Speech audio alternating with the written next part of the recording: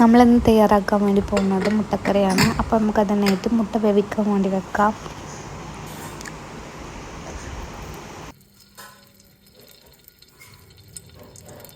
അതിലേക്ക് വെളിച്ചെണ്ണ, സ്പൈസസ്, സവാള, ഉപ്പ് ഇതൊക്കെ ഇട്ടിട്ട് നന്നായി വഴറ്റാം.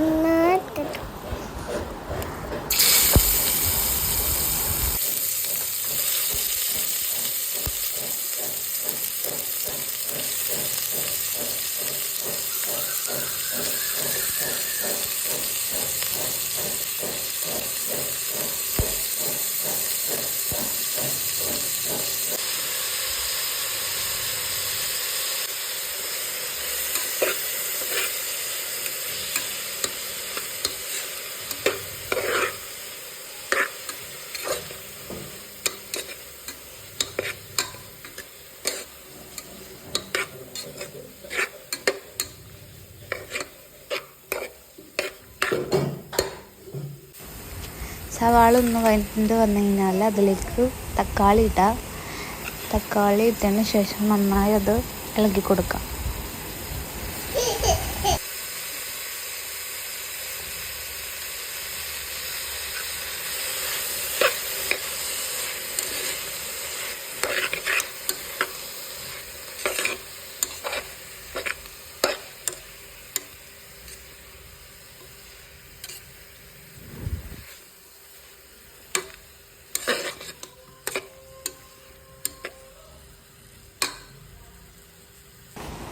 അതിനുശേഷം ഇഞ്ചി, വെളുത്തുള്ളി, പച്ചമുളക് പേസ്റ്റും കൂടി ഇട്ട് കൊടുത്തിട്ട് നന്നായി മിക്സ് ചെയ്യുക.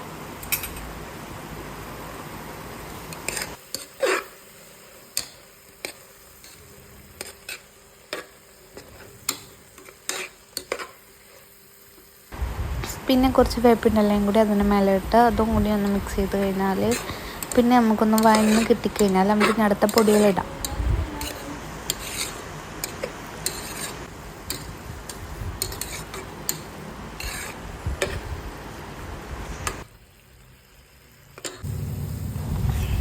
മല്ലിപ്പൊടി,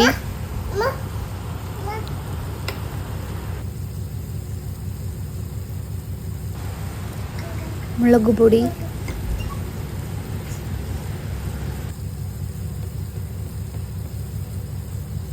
മഞ്ഞൾപ്പൊടി എന്നിട്ട് നന്നായി മിക്സ് ചെയ്തതിന് ശേഷം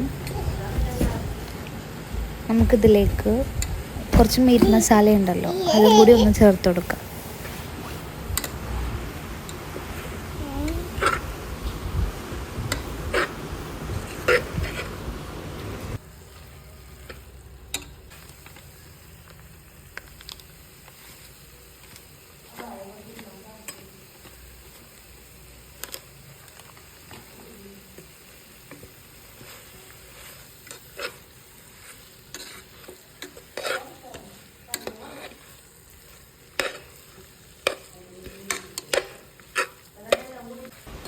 ഈ പൊടികളുടെ ഒന്ന് പച്ചക്കുത്ത് മാറുന്ന വരെ നമുക്കിതൊന്ന് ഇളക്കി കൊടുക്കുക. അതിന് ശേഷം നമുക്കിതിൽ തയ്യാറാക്കി വെച്ചിരുന്ന തേങ്ങാപ്പാലുണ്ടല്ലോ ആ തേങ്ങാപ്പാൽ ഈ മിക്സിലേക്ക് നമ്മൾ ഒഴിച്ചു കൊടുക്കുക.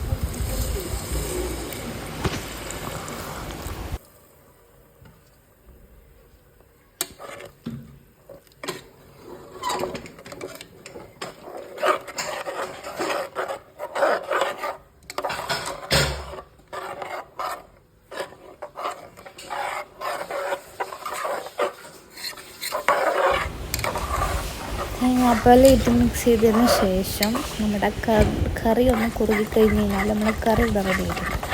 അതിന് ശേഷം നമുക്ക് കുറച്ച് പഞ്ചസാര ഉണ്ടല്ലോ ഒരു നുള്ളു പഞ്ചസാര നമുക്കതിലേക്ക് ഇട്ട് കൊടുക്കാം. അത് ഒന്നൊരു ടേസ്റ്റ് നന്നായി കിട്ടും പഞ്ചസാര കൂടി ഇട്ട് കൊടുക്കുകയാണെങ്കിൽ.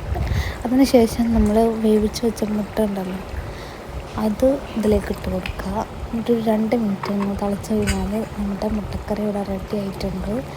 സിമ്പിൾ റെസിപ്പിയാണ്, എല്ലാവരും ഒന്ന് ട്രൈ ചെയ്ത് നോക്കണം. അപ്പം മുട്ടക്കറി ഇവിടെ റെഡി ആയിട്ടുണ്ട്.